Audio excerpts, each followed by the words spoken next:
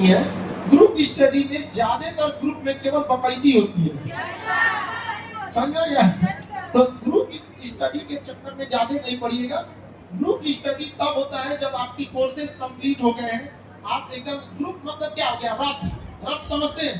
रथ में घोड़े ग्रुप में लगते हैं, लेकिन वो सारे घोड़े बड़े समझदार होते हैं, वेल ट्रेंड होते हैं। अकलेल बकलेल घोड़ा को लिया के रथ में लगा दीजिए, ग्रुप में दौड़ उलाट देकर रथवे को वहां पे।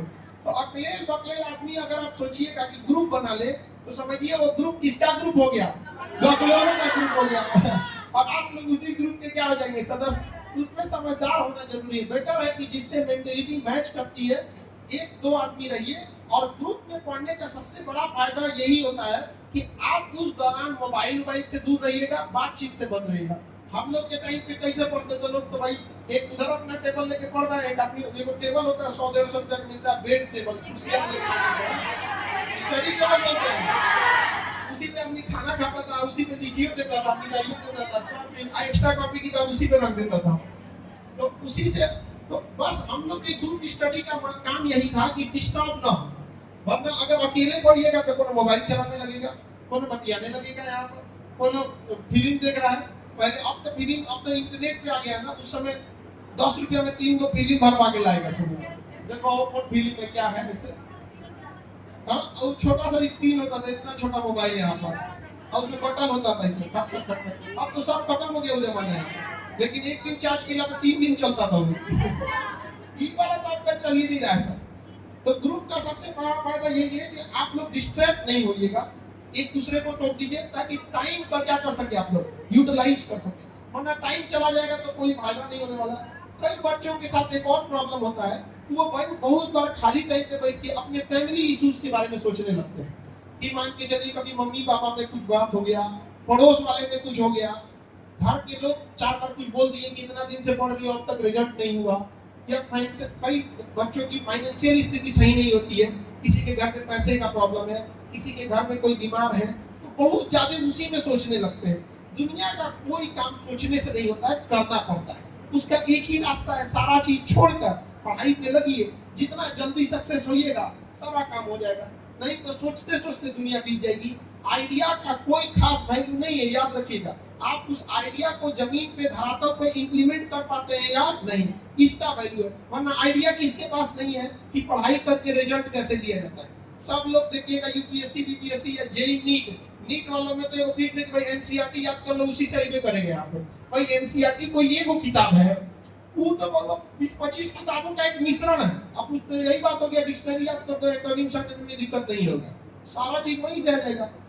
तो जरूरत सबसे जरूरी क्या चीज होती है, आप किसी आइडियाज को जमीन पर उतार पाते हैं कि नहीं उतार पाते। और इसी में 99% लोग क्या हो जाते हैं, फेल हो जाते हैं। सबके पास आइडिया है, लेकिन ये आइडिया भाड़ में जाए। आप स्टार्ट कीजिए, चाहे जैसे भी पढ़ना चालू कीजिए।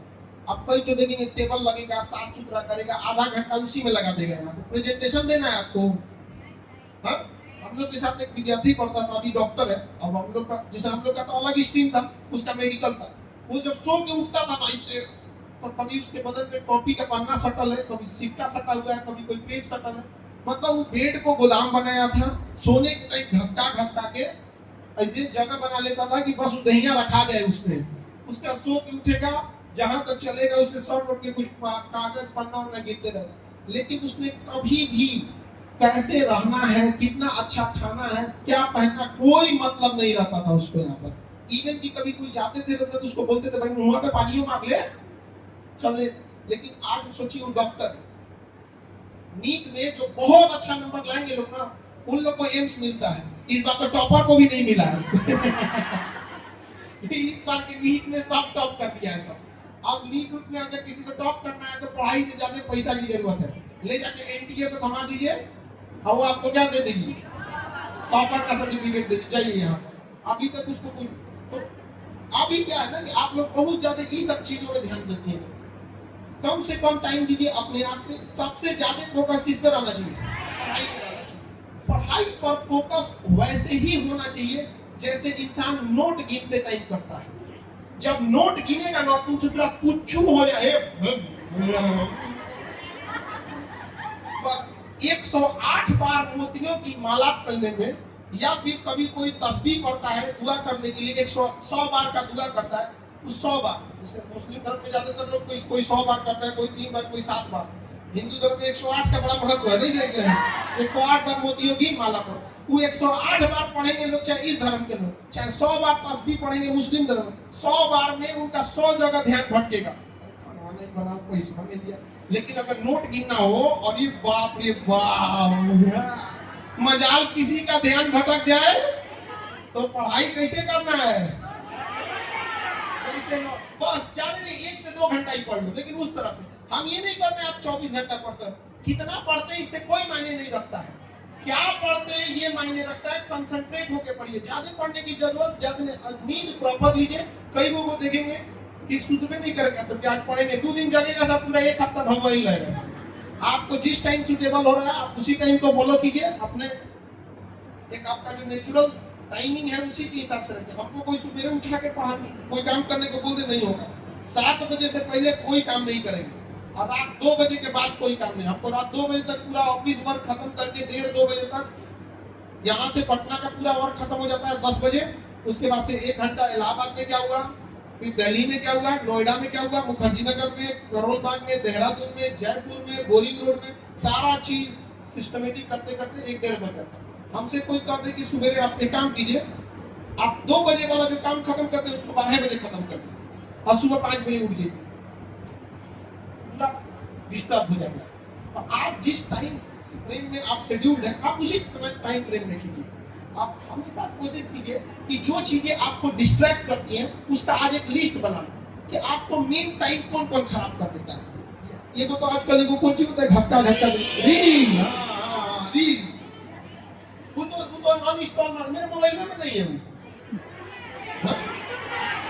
यूट्यूब में घसका देता है। एक विद्यार्थी हमसे पूछा कि सर यूट्यूब डिलीट नहीं होगा? सोचिए वो कितना डिस्ट्रैक्ट हुआ होगा, यूट्यूब डिलीट नहीं होगा। अरे कैसे डिलीट हो जाएगा? यूट्यूब किसका है? गूगल का, और गूगल का ही एंड्रॉइड है।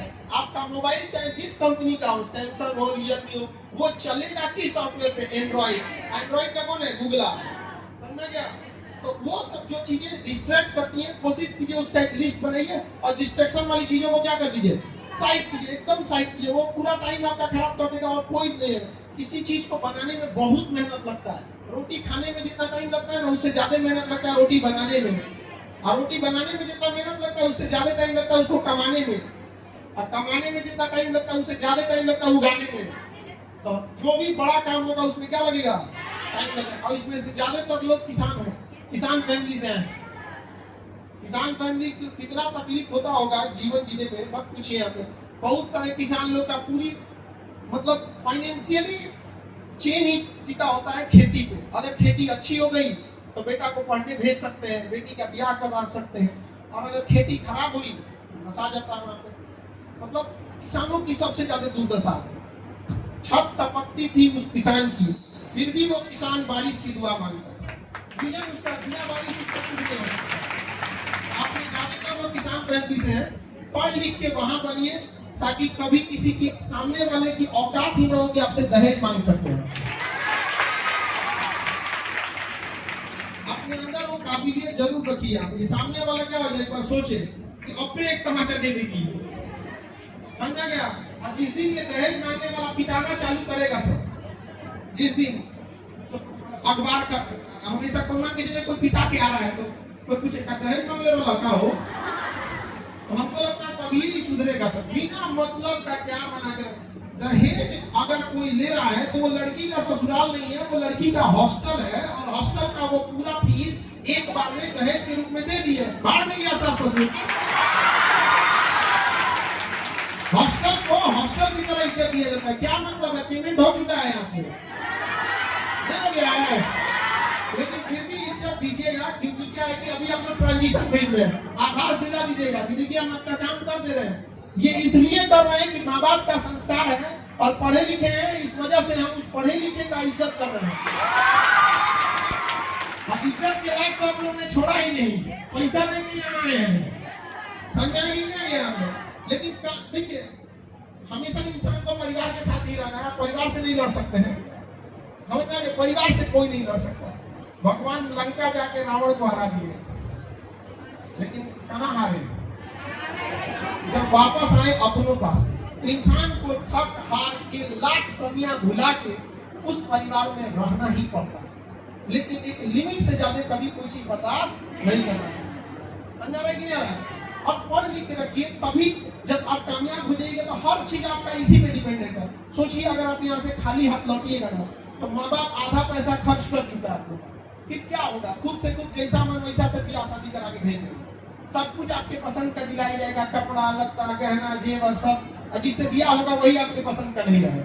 कितना खराब जीवन हो जाएगा यहाँ पर। बेटर होना चाहिए, हम सबसे यही दुआ करते हैं कि सब लोग जल्दी से जॉब लो और इतना बढ़िया घर द्वार मिले कि रोए से आंसू ना निकले। एकदम लोग कहे कि अरे ब्याह करो यो तो ये मतलब इतना बेहतर घर मिले आप लोगों को कि आंसू ही ना निकले। वो होता क्या है, दुख का बढ़ जाता है जब देखते हैं कि बाप का घर बिक गया, खेत बिक गया, भाई के हिस्से का खेत बिक गया, तो आज मुझे उसा मिला होता है कि चारों ओर से चौपट हो जाता है। तो बस यही दुआ है। लेकिन देखिए दुआ तभी काम आता है जब आप मेहनत करते रहिए। आप तो मेहनत करके जी जान लगा के जितना वेल सेटल होना है कि पापा के पास कभी पापा के ऊपर बोझ नहीं बनना है। समझ आ गया नहीं क्या? और यहाँ से जब जाए आप लोग तो अपने पापा से अकेले में बैठ के, जब पापा से जब देखिए ठीक ठाक है खाली बैठे हैं तो अकेले में बैठ के पापा से जरूर कहिएगा कि पापा आप समाज से परिवार से लड़ के हमको पढ़ने भेजे हैं, वादा करते हैं आपका सर झुकने नहीं देंगे। याद रखिएगा आपका एक कदम 1000 लड़कियों को घर से निकलने से रोक देगा।